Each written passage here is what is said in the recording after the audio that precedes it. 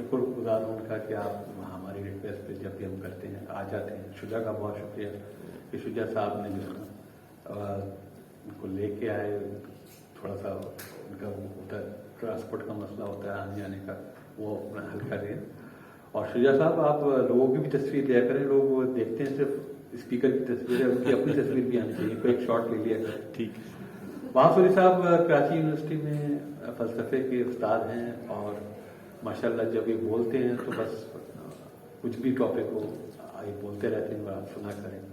اور اس سے پہلے بھی 2 مرتبہ ہمارے تشریف لا چکے ہیں. اور دیکھیں میں نے ان سے ریکویسٹ کی تھی کہ کلیئر تھنکنگ پہ کیا فلسفے کا ہے حساب کتاب اس پہ بولیں. تو آپ کی تعلیم میں پروفیسر وہاب سے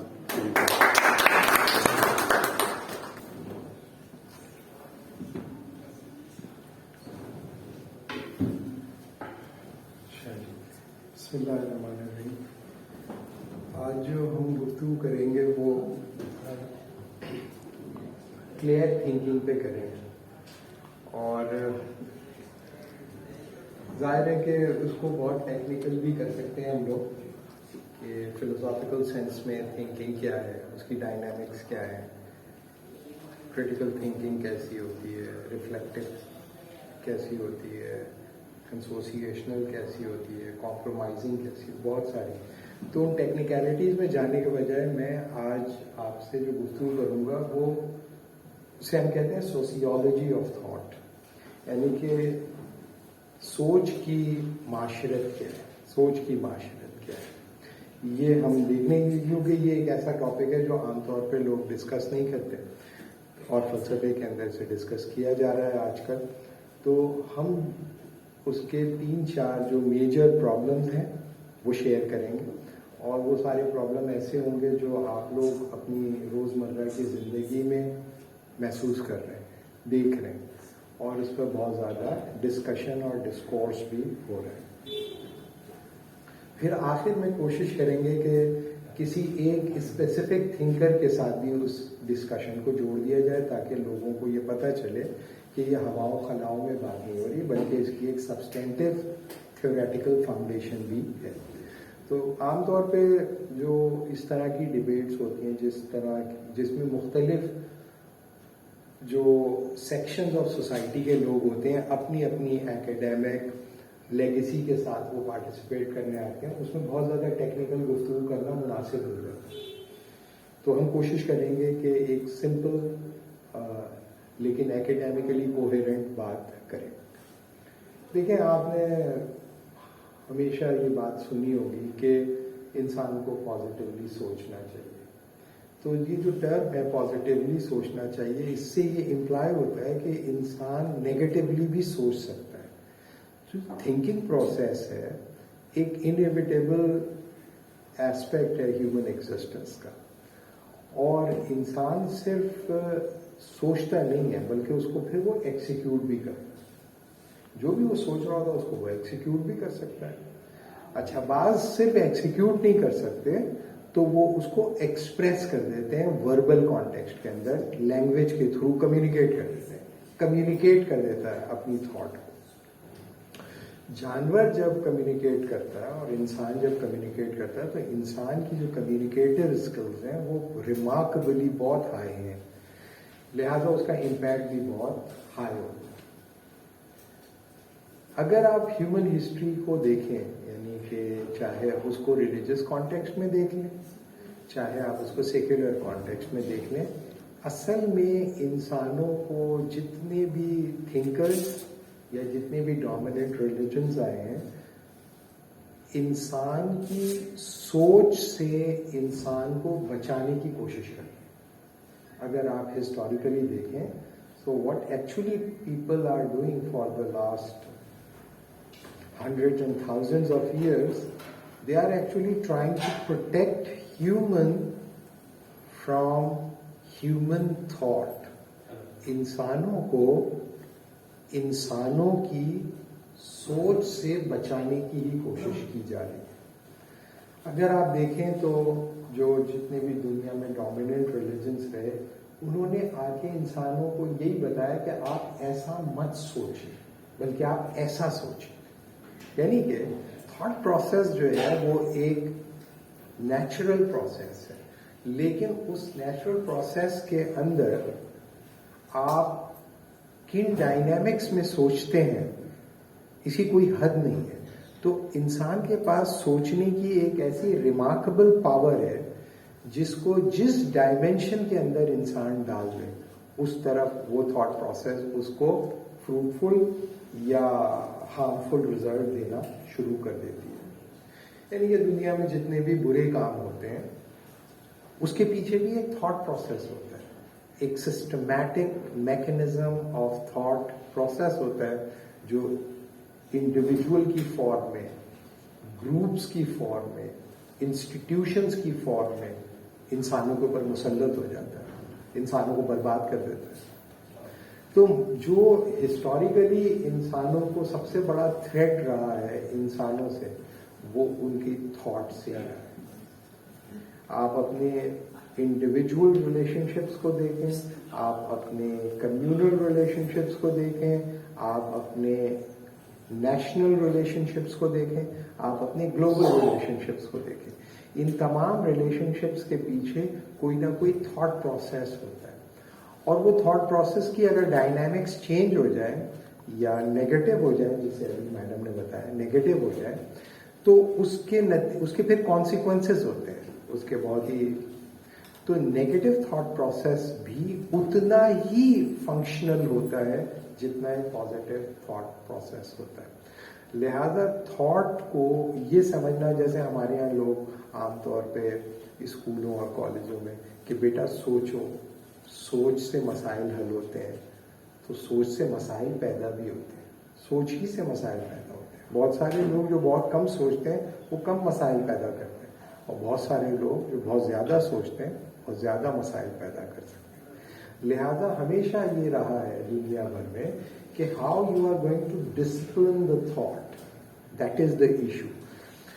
پریکیریس تھاٹس، کانٹرڈکٹری تھاٹس انسانوں کے لیے انڈیویجول پلین پہ بھی پرابلمس پیدا کرتے ہیں، کلیکٹو پلین پر بھی پرابلمس پیدا کرتے ہیں، سوشل پلین پر بھی پرابلمس پیدا کرتے ہیں، اور گلوبل پلین پر بھی پرابلمس پیدا کرتے ہیں. تو پہلی چیز تو یہ یاد رکھیں کہ تھاٹ ان اٹ سیلف ایک نیچرل پروسیس ہے ہیومن مائنڈ کے فنکشن کا، لیکن اس کی ڈائنامکس جو ہے اس کو کنٹرول کرنا ہر انسان کے بس کی بات نہیں ہے. اور جسے ہم کہتے ہیں تہذیب، جس کو ہم کہتے ہیں تمدن، جس کو ہم کہتے ہیں روایات، جس کو ہم کہتے ہیں مذاہب، جس کو ہم کہتے ہیں فلسفہ، یہ سب بنیادی طور پر مختلف فریم ورکس ہیں آپ کی تھاٹ پروسیس کو کنٹرول کرنے کے. تو actually it is not the issue that thinking. The question is how you are in the process of thinking and what you are thinking. صحیح ہے؟ تو جو بھی تھاٹ پروسیسز انسانوں کے ہوتے ہیں ان کے پیچھے ایک فنکشنل جو چیز، سب سے بنیادی چیز ہوتی ہے وہ آئیڈیاز ہوتے ہیں، آئیڈیاز. اب فلسفے کے اندر کچھ لوگوں کا یہ خیال ہے کہ تھاٹ ریپرزینٹ کرتی ہے، ایکسپریس ہوتی ہے آئیڈیاز کے ذریعے. جتنے بہتر آپ کے پاس آئیڈیاز ہوں گے اتنی بہتر آپ کی تھاٹ ہوگی، اور جتنی کنٹروورشل آئیڈیاز آپ کے پاس ہوں گے اتنی کنٹروورشل تھاٹس آپ کے پاس ہوں گی. تو سوال یہ پیدا ہوتا ہے کہ تھاٹ کی امپروومنٹ یا تھاٹ کی سسٹینیبلٹی کا تعلق اس آئیڈیاز کے ساتھ ہوتا ہے جن کے ذریعے آپ سوچتے ہیں. مثال کے طور پہ ایک تھنکر تھا، اس کا یہ کہنا ہے کہ you can not think without ideas. سوچنے کے لیے آپ کو آئیڈیاز چاہیے، بغیر آئیڈیاز کے آپ نہیں سوچ سکتے. ایبسٹریکٹ تھاٹ بھی کسی نہ کسی فارم میں آئیڈیاز جنریٹ کرتی ہے. بہت سارے لوگ جو ہوتے ہیں دوسروں کے طے شدہ آئیڈیاز کے ذریعے سوچتے ہیں. تو اگر فرض کیا کہ مجھے اس گروپ آف پیپل کو کنٹرول کرنا ہے تو میں، ظاہر ہے کہ آپ کے ذہن میں نہیں گھس سکتا، میں صرف آپ کے لیے ایک ایسا سسٹم آف آئیڈیاز پیدا کر سکتا ہوں جو آپ کو قید کر دے آپ کی تمام سوچوں کو انہی آئیڈیاز کے ماتحت کر دیا جائے. تو کنٹمپرری ورلڈ میں جو سب سے میجر ایشو رہا, جو وار رہی, وہ آئیڈیاز کی وار رہی. اگر آپ ایک نیشنلسٹ ہیں اور آپ ایک سوشلسٹ ہیں اور آپ ایک فاشسٹ ہیں یا آپ ایک لبرل ہیں یا آپ ایک اسلامسٹ ہیں یا آپ ایک کرسچن ہیں, تو یہ مختلف ریپرزنٹیشن ہے مختلف سیٹ آف آئیڈیاز. جس سیٹ آف آئیڈیاز کو آپ بورو کر لیتے ہیں یا اڈاپٹ کر لیتے ہیں یا ایکسیپٹ کر لیتے ہیں, اس سیٹ آف آئیڈیاز کے ذریعے آپ اپنی تھاٹ کو ایکسپریس کرنا شروع کر دیتے ہیں. اور جو کمپیٹنگ سیٹ آف آئیڈیاز ہے, کوئی دوسرا کمپیٹنگ سیٹ آف آئیڈیاز ہے جس سے آپ اگری نہیں کرتے یا because of so many reasons آپ جس طرح سے پروگرام ہوئے ہیں, اس سیٹ آف آئیڈیاز کو آپ اینیمی آئیڈیاز یا اینٹاگنسٹک آئیڈیاز کے طور پر لے رہے ہیں. ان کے ذریعے سے ایکسپریس ہونے والی جو تھاٹ ہوتی ہے اس کو آپ اپنی رائیول تھاٹ سمجھتے ہیں. حالانکہ ٹیکنیکل سینس میں اگر دیکھا جائے تو دونوں ہی تھاٹ پروسیسز ہیں اور دونوں ہی اپنے اپنے سیٹ آف آئیڈیاز کو ایکسپریس کرنے کی کوشش کر رہے ہیں. تو لہٰذا جو عام طور پہ لوگ یہ سمجھتے ہیں کہ آئیڈیاز کی جو گروتھ ہوتی ہے وہ نیچرلی کلمینیٹ ہوتی ہے, تو یس آف کورس نیچرلی آپ کی جو بھی کمٹمنٹ ہوتی ہے یا آپ کے جو بھی زندگی کے چیلنجز ہوتے ہیں ان کے اندر آپ نئے آئیڈیاز جنریٹ کر سکتے ہو. لیکن ایکچولی دنیا میں ایسا ہو نہیں رہا, بلکہ ایکچولی دنیا میں ہو یہ رہا ہے کہ لوگوں کے لیے سیٹ آف آئیڈیاز ڈیولپ کیے جاتے ہیں, اسٹرکچر کیے جاتے ہیں, پروموٹ کیے جاتے ہیں اور ڈسیمینیٹ کر دیے جاتے ہیں. اور جو ہماری طرح کے عام انسان ہوتے ہیں وہ ان آئیڈیاز کو ریسیو کر لیتے ہیں, پیسو ریسیور کے. اس کے بعد جب وہ تھاٹ پروسیس میں جاتے ہیں اور ریفلیکٹ کرتے ہیں تو ان کے پاس ان سیٹ آف آئیڈیاز کے علاوہ آلٹرنیٹیو آئیڈیاز نہیں ہوتے جن میں وہ ریفلیکٹ کر سکیں. لہٰذا وہ اپنی جو تھاٹ ہے جسے وہ انڈیپینڈنٹ تھاٹ سمجھ رہے ہیں, ایکچولی وہ ریپلیکیٹ کر رہی ہوتی ہے اسی سسٹم آف آئیڈیاز کو جو کہ انکلکیٹ کر دیے گئے ہوئے ہیں. یہ ایک مشکل بات ہے. اب اس کے لیے اگر آپ ٹیکنیکلٹیز میں جانا چاہیں تو ہم آئیڈینٹیفائی کر سکتے ہیں کہ کون سے ایسے تھنکر ہیں جو اس قسم کی باتیں کر رہے ہیں. صحیح ہے. مثال کے طور پہ کریٹیکل تھیورسٹوں نے یہ ڈیولپ کر لیا تھا کہ کس طریقے سے آئیڈیاز کے تھرو انسانوں کی سوچ کو کنٹرول کیا جائے. یعنی کہ آپ کی سوچ کو کنٹرول کرنے کا طریقہ کیا ہے کہ آپ کے سیٹ آف آئیڈیاز کو قابو کر لیا جائے. ان سیٹ آف آئیڈیاز کو جب آپ ایبزارب کر لیتے ہیں تو آپ جو بھی سوچتے ہیں انہی سیٹ آف آئیڈیاز کے بیچ میں رہ کر سوچتے ہیں. مثال کے طور پہ میں آپ کو ایک لطیفے کے ذریعے سمجھانے کی کوشش کرتا ہوں کہ تھاٹ پروجیکشن ہوتی ہے اس سیٹ آف آئیڈیاز کے جن کے اندر آپ سوچتے ہیں. ایک بادشاہ تھا جو بڑا نیک اور بڑا عادل اور بہت سمجھدار بادشاہ, لیکن وہ چاہتا تھا کہ اس جو کنسلٹنگ اس کی باڈی ہو وہ بھی سمجھدار لوگ ہوں. تو اس کا جو سب سے وائز جو وزیر اعظم تھا اس کا انتقال ہوا. تو بادشاہ نے کہا مجھے ریپلیس کرنا ہے, اسی کے کیلیبر کا آدمی.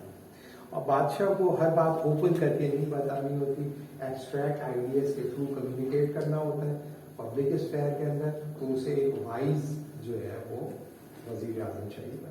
تو اس نے کہا کہ بھائی کون ہے کینڈیڈیٹ, تو میں انٹرویو کروں گا. تو بہت بڑے بڑے لوگ, پڑھے لکھے لوگ, انٹیلیجنٹ لوگ آتے رہے. بادشاہ ان سے سوال کرتا رہا لیکن وہ بادشاہ کو مطمئن نہیں کر سکا, کیونکہ بادشاہ جو ہے وہ گفتگو جو کر رہا تھا خیالات کو وہ سمبولک ریپرزنٹیشن کے تھرو کر رہا تھا, سمبلس کے ذریعے, میٹافرس کے ذریعے, جو ان کی سمجھ میں نہیں آ رہی. تو کسی نے بھی جب جواب نہیں دے پائے تو ایک چرواہا جو تھا وہ پہنچ گیا, جو بکریاں چرانے والا تھا. تو لوگوں نے کہا کہ بھائی وہ بڑے بڑے پڑھے لکھے لوگ اس کا جواب نہیں دے سکے تو تم کہاں سے جواب دو گے. تو اس نے کہا نہیں, جب سب ٹرائی کر رہے ہیں تو میں بھی ٹرائی کر رہا ہوں. تو بادشاہ نے محل میں سب کے سامنے اس سے کہا کہ ٹھیک ہے میرے پہلے سوال میں تم سے کرتا ہوں. بادشاہ نے کہا तो चरवाहे ने कहा, बादशाह बड़ा खुश हो गया। बादशाह उठा, उसको गले लगा लिया, कह रहा है पहले बंदे हो जिसने मेरे सवाल का सही जवाब दिया। कम्युनिकेट हो गया, यानी कि थॉट, उसने क्वेश्चन क्या किया, ये थॉट है उसकी, और उसने उसका जवाब दे दिया। ये तो जाहिर है कि कम्युनिकेशन जो है वो सिंबॉलिक रिप्रेजेंटेशन के थ्रू कम्युनिकेट होगा। बादशाह खुश हो गया कि तुमने मेरे सवाल का सही जवाब दिया, बहुत खुश हो गया। उसके बाद जो वजीर बैठे हुए थे, जो क्वालिफाइड लोग बैठे, उनके ना सवाल समझ में आया ना जवाब समझ में आया, उन्हें सिर्फ ये समझ में आया, थॉट उनको भी आ रही है, थॉट कि बादशाह को इसने जवाब दे दिया, कन्वेंस कर लिया, इतना उनको समझ में आया। बादशाह जो है उसने कहा मैं तुमसे दूसरा क्वेश्चन कर रहा हूं। बादशाह ने कहा, तो चरवाहा जो है बड़ा, उसने एक बुरा सा जेस्चर किया। उसने कहा एक बार फिर, उठ के आया, बादशाह तख्त पे बैठा था, बादशाह को खींच के उसने लात मारी, बादशाह गिर गया। लोगों ने कहा तो गया ये, इसके टुकड़े टुकड़े कर देगा। बादशाह तख्त से उठा, उसको गले लगा। क्या बात है, क्या जवाब दिया। तो लोग जो थे बड़े अपसेट हो गए कि तो इंसल्ट हो गई बादशाह की। बादशाह अपनी इंसल्ट के बावजूद भी खुश हो रहा है। 2 टके का चरवाहा हम लोगों से बेहतर जवाब दे रहा है। जो एकेडेमिया, जो बैठे हुए लोग सब अपसेट हो गए कि अब ये चरवाहा हमारा वजीर आजम बन जाएगा। इस पे भी उनको, उस पे भी अपसेट थे। तो बादशाह ने कहा कि ठीक है, अब ये मेरा वजीर आजम होगा, और आप लोग जो है इसके लिए इसको अच्छे कपड़े पहनाए, नहलाए धुलाए, और उसके बाद फिर इसको महल में लेके आए और बादशाह ने। अब जो एकेडेमिया बैठी थी, जो वो दूसरे वजीर थे जिनके ऊपर वो बैठ गया था उनके सर पे, उन्होंने ये कहा कि भाई ये बादशाह ने सवाल क्या किया, जवाब क्या दिया, हमें तो कुछ समझ नहीं। तो बादशाह जो था वो, उन्होंने जब चले गए तो एकेडेमिया के जो लोग थे बादशाह से कहा कि भाई हम इतना सारी जिंदगी पढ़ते लिखते रहे, इतने हमारे पास सेट ऑफ आइडिया, इतनी जबानें हम जानते हैं, हमें तो समझ नहीं आई, तो आपने क्या सवाल किया। बादशाह ने कहा भाई मैंने उससे बड़ा सिंपल क्वेश्चन किया। मैंने उससे ये कहा अल्लाह एक, अल्लाह एक। तो उसने कहा अल्लाह के साथ उसका रसूल भी। तो बात सही है, अल्लाह को तो बगैर रसूल के हम नहीं पहचानते, रसूल आता है तो पहचानते हैं। तो उसने जबरदस्त जवाब दिया। ऐसा सवाल मैंने किया, किसी ने जवाब दिया। उसने कहा कि वज़ीर ने कहा अच्छा ये आपका सवाल है, और ये उसका जवाब था। तो दूसरा सवाल आपने क्या किया? बोले दूसरा सवाल मैंने किया कि ये जो सारी रियासत है, सारी ममलिकत है, उसका मालिक मैं, बादशाह। तो उसपे जो है वो चरवाहा नाराज होके फिर उसने मुझे दूसरी बार पूछा कि क्या कह रहा हूं। मैंने कहा सारी कायनात, सारी रियासत का, ममलिकत का मैं हूं मालिक। तो उसने मुझे लात मार के तख्त से नीचे गिरा दिया कि अभी तो तुमने पहले ये कहा है कि अल्लाह एक है, तो अल्लाह ही मालिक होगा इसका। इतना बेहतरीन उसने जवाब, इतनी डेप्थ में वो पहुंचा। जो वजीर थे ना, वो भी तो पढ़े लिखे लोग थे, उनके पास भी थॉट प्रोसेस था, उनके पास भी सेट ऑफ आइडियाज।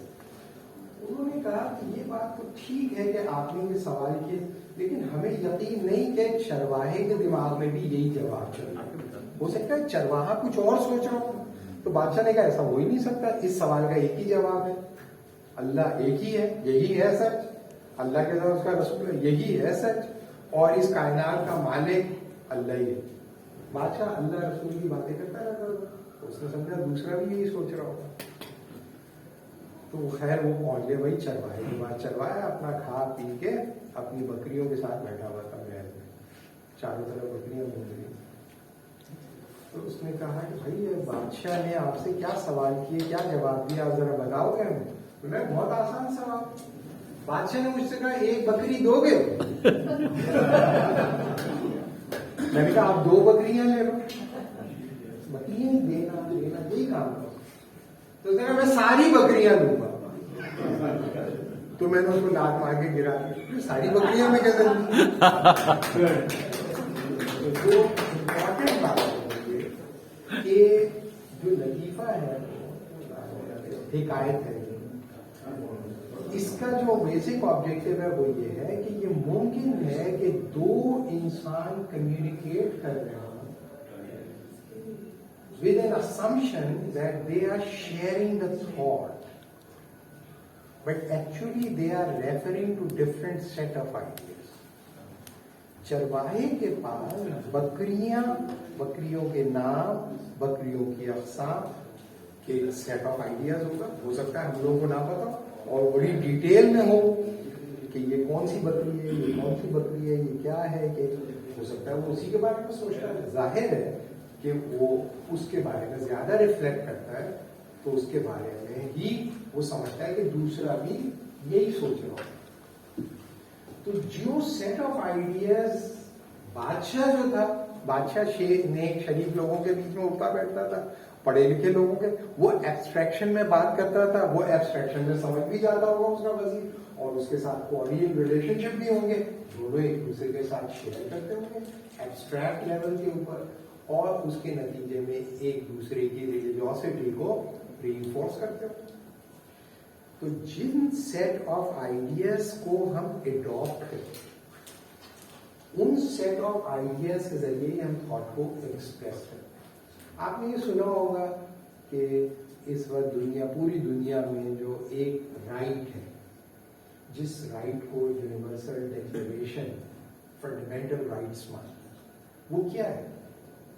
उसे कहते हैं right of self determination. Right of self determination. Right of self determination क्या कहते हैं? कि आप खुद इरादियत के साथ जिंदगी हो, यानी कि खुद मुख्तार हो। किस चीज में? अपनी थॉट, अपनी एक्सप्रेशन। तो राइट ऑफ सेल्फ डिटर्मिनेशन का जो कोरोलरी है वो right of expression of thought है। Right of expression of thought, क्योंकि आप सबको ये आजादी होनी चाहिए कि अपने आइडियाज को, अपनी थॉट को एक्सप्रेस करें। तो सवाल ये पैदा होता है कि ऐसा क्यों हुआ, ऐसा क्यों हुआ कि इंसानों ने थॉट के ऊपर पाबंदी लगाई? बुनियादी सवाल है। जब आप कहते हैं कि हमें ये राइट दो, right of expression of thought दो, तो इसका मतलब यही हुआ ना कि इंसानों को पर पाबंदी लगाई गई कि भाई आप ये नहीं सोच सकते और ये आप सोच सकते। तो अगर आप पूरी ह्यूमन हिस्ट्री देखें, तो ये सिर्फ ऐसा नहीं है कि मजहबी लोगों ने पाबंदियां लगाई, गैर मजहबी लोगों ने भी पाबंदियां, सेक्युलर्स ने भी पाबंदियां लगाई है, लिबरल्स ने भी लगाई है, मार्क्सिस्टों ने लगाई है, फैशिस्टों ने लगाई है, हर एक ने पाबंदियां लगाई है। वो पाबंदियों का जो जस्टिफिकेशन होती है वो क्या होती है? पाबंदी की जस्टिफिकेशन ये होती है कि ये जो आप आइडियाज एक्सप्रेस कर रहे हो ना, इससे दूसरों की थॉट करप्ट हो गई। So actually it is not the issue that what you think. The question is what are the tools of your thought. अगर हमारे पास एक ऐसे सेट ऑफ आइडियाज आ जाए, जिन सेट ऑफ आइडियाज को हम फ्रीली एक्सप्रेस करते रहे, तो इंसान क्या करेगा? फिर उसको एक्सिक्यूट करेगा, उसको एक्सप्रेस करेगा और उसको रियलाइज करेगा। क्योंकि इंसान सिर्फ सोचता नहीं है, इंसान एक्सिक्यूट करता है, आइडियाज को एक्सिक्यूट करता है। जब एक इंसान किसी थॉट को बार बार एक्सप्रेस करता हुआ, एक्सप्रेस होता हुआ देखता है, तो वो ये समझता है कि ये रियलाइजेबल है। सही है? जैसे जब आप शूटिंग सीखते हैं तो उसका एक उसूल है शूटर्स का, AIIMS small, miss small. Shooting का निशाना लेने का सबसे इंपॉर्टेंट क्या है? AIIMS small, miss small. अगर आज मैं पूरे बंदे को मारूंगा तो बंदे को कहाँ मारूंगा? पूरे बंदे का निशाना नहीं है, बंदे के दिल का निशाना, बंदे की खोपड़ी का निशाना है। اور کھوپڑی میں بھی دو بھووں کے بیچ میں اگر آپ نے مس کیا بھی تو زیادہ سے زیادہ یہ ہوگا کہ آپ میں لگ جائے گی, ادھر لگ جائے گی. جتنا آپ کا پریسیشن کے ساتھ آپ اس کو ایم کرو گے اتنی پریسیشن کے ساتھ اگر اس میں وائلیشن بھی ہوگی تب بھی آپ اسٹرائک کر رہی ہوگی. انسانوں کو کنٹرول کرنے کا جو طریقہ دنیا میں وضع کیا گیا وہ فزیکل چیز آپ باندھ لو, لیکن وہ سوچتا تو رہے گا.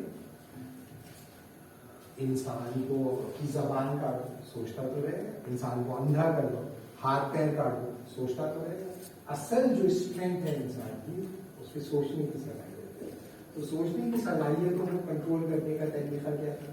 سوچنے کی صلاحیت کا کنٹرول کرنے کا طریقہ جو ماڈرن ورلڈ نے ڈیسائڈ کر کیا وہ یہ تھا کہ ان کو اپنی مرضی کے سیٹ آف آئیڈیاز انہی سیٹ آف آئیڈیاز کے اندر یہ ریفلیکٹ کرے گا, اور جتنا بھی ریفلیکشن ہوگی اس کے نتیجے میں وہی سیٹ آف آئیڈیاز طاقتور ہوتے چلے جائیں گے.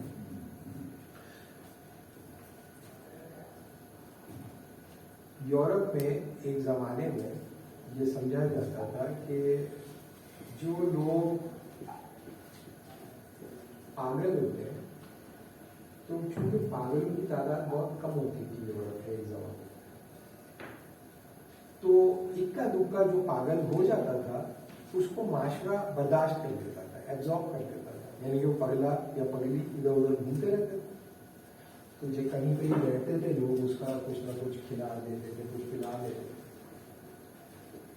جیسے جیسے سوسائٹی آرگنائز ہونی شروع ہوئی ویسے ویسے پاگلوں کی تعداد بڑھنی شروع ہو گئی. تو آپ کے خیال میں ایسا کیوں ہوتا ہے؟ کیا آپ یہ محسوس کرتے ہیں کہ آرگنائز سوسائٹی میں پاگلوں کی تعداد بڑھ جاتی ہے؟ حالانکہ آپ کو یہ بتایا جاتا ہے جو اسکولوں میں, کالجوں میں اور یونیورسٹیز میں کہ تھاٹ کی وجہ سے, ایجوکیشن کی وجہ سے, ماڈرن انسٹیٹیوشن کی وجہ سے انسان کا ذہن صحت مند ہو جاتا ہے. کیا آپ لوگ ایسا سمجھتے ہیں؟ آپ لوگ ایسا سمجھتے ہیں کہ پڑھنے لکھنے کے نتیجے میں انسان کا ذہن جو ہے وہ صحت مند ہو جاتا ہے؟ صحت مند ذہن, اور جو پڑھتے لکھتے نہیں ان کا صحت مند ذہن نہیں ہوتا. بات ایسا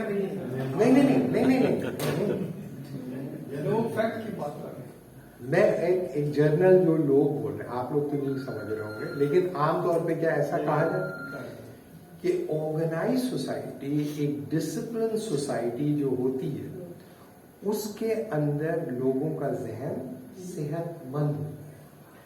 جب زیادہ تر لوگ صحت مند ذہن کے رہیں گے تو وہاں پہ کم پاگل ہوں گے اور کم پگلیاں ہوں گی, یہی ہے نا بھائی. اور جہاں پر آرگنائز نہیں ہوگی زندگی وہاں پر غیر صحت مند یا ایب نارمل ذہن زیادہ ہوں گے, اور ایب نارمل ذہن زیادہ جہاں پر ہوں گے وہاں پگلے اور پگلیاں زیادہ ہوں گے. لیکن ہسٹری آف میڈنس آپ کو یہ بتاتی ہے کہ ایسا نہیں ہے, ادر وے راؤنڈ ہے, الٹا ہے. یعنی کہ آپ میشیل فوکو کو پڑھیں میڈنس اینڈ سویلائزیشن, تو وہ یہ بتاتا ہے کہ جیسے جیسے ویسٹرن ورلڈ میں ماڈرنائزیشن ہوئی ویسے ویسے پاگلوں کی تعداد بھی بڑھنی شروع ہوئی. تو there is a direct relationship between madness and modernisation. حالانکہ اب ظاہر ہے کہ ہم پاکستان کے اندر بیٹھے ہیں اور پاکستان ایک پری ماڈرن ورلڈ کے اندر بیٹھ کے ہم پوسٹ ماڈرن تھنکر کو ڈسکس کرنا ظاہر ہے کہ کوئی بہت اچھی بات نہیں ہے, لیکن میں آپ کو صرف سمجھانے کے لیے بتا رہا ہوں. تو میڈنس اینڈ سویلائزیشن کے اندر بتاتا ہے کہ پہلے جو ہے نا ماڈرن جب سوسائٹی زیادہ آرگنائز نہیں ہوتی نا تو آپ کی جو تھاٹ پروسیس ہوتا ہے اس میں آپ بہت کچھ سوچ سکتے ہو. لیکن جب سوسائٹی آرگنائز ہو جاتی ہے تو آپ اگر اس آرگنائزیشن کے باہر سوچو گے تو آپ نارمل نہیں کنسیڈر کیے جاؤ گے. تو جتنی آرگنائز سوسائٹی ہوگی وہ ڈیسائڈ کرے گی کہ انسان کو ایسا سوچنا چاہیے, ایسے بیٹھنا چاہیے, ایسے اٹھنا چاہیے, یعنی کہ وہ ڈسپلن کرے گی. اور ڈسپلن جتنی زیادہ سوسائٹی ہوتی چلی جائے گی, وہ لوگ جو اس ڈسپلن کو اختیار کرنے پہ تیار نہیں ہے, وہ کہیں میں تو نہیں کروں گا اس طرح, میں تو ایسے نہیں بیٹھوں گا, میں تو ایسے نہیں کھڑا ہوں گا, تو وہ سوسائٹی کے اندر کیا کہلائیں گے؟ ایب نارمل کہلائیں گے. تو یورپ کے اندر کیا بتاتا ہے وہ کہ پہلے جو تھے کم آرگنائز تھی سوسائٹی, تو اس کا نتیجہ کیا تھا؟ کم ایب نارمیلٹیز ریفلیکٹ ہوتی, دیر سے ریفلیکٹ ہوتی. لوگ پوری پوری زندگی گزارتے تھے, بعد میں بدلتا میرا شوہر تو پاگل ہے, کیونکہ پگلا سروائیو کر جاتا تھا, پگلی سروائیو کر جائے. لوگ کہتے ہیں ارے بھائی تھوڑی جذباتی ہے, جذباتی نہیں, وہ پاگل تھی, لیکن اس کو جذباتی کہہ کے انہوں نے برداشت کر لیا. ایسے ہی ہوگا, ایسے ہی ہوتا ہے. کیوں؟ کیونکہ اسٹینڈرڈ آف نارمیلٹی جو تھے وہ اسٹیبلش نہیں ہوئے, وہ بیوروکریٹائز نہیں ہوئے تھے, وہ نیچرلائز نہیں ہوئے تھے, وہ انسٹیٹیوشنلائز نہیں ہوئے تھے, تو وہ ڈیٹیکٹ نہیں ہوتا تھا. صحیح. اس کے بعد جب سوسائٹی زیادہ آرگنائز ہوئی تو پگلے اور پگلیوں کی تعداد بڑھنی شروع ہو گئی. تو ان کے لیے پھر وہ کیا کرتے تھے؟ ان کو وہ کنٹری سائڈ پہ بھیجتے تھے, کیونکہ جو شہر ہوتے تھے وہ آرگنائز ہوتے تھے, ڈسپلن ہوتے تھے, وہاں